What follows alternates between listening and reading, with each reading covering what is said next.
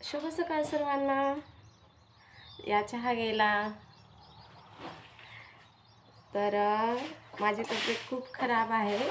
तर सांगायचं म्हणजे की घरात जे पण पुरुष मंडळी असतात, कृपया करून त्यांनी थोडंफार तरी घरात स्वयंपाकातलं थोडंफार तरी शिकायलाच पाहिजे. कारण घरात तब्येत वगैरे खराब झाली तर खूपच खाण्यापिण्याचं तर अवघडच होऊन जातं.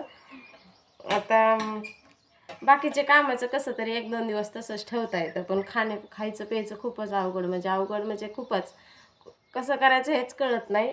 तसंच उठावं लागतं आणि तसंच करावं लागतं. त्याच्यामुळं किमान जास्त नाही तर खिचडी पोहे असं थोडंफार न सांगता तरी यायला पाहिजे, जेणेकरून 1-2 दिवस कसं तरी ॲडजस्ट होईल. तर खरं सांगायचं म्हणजे कळकळीची विनंती म्हटलं तरी चालेल. कारण खूप मी आता माझी तब्येत खराब मी तरी तशीच उठले. कारण माझं काल तर माझ्या पूर्ण डोळ्याने पाणीच येत होतं. त्यांना आज थोडं बरं वाटतंय.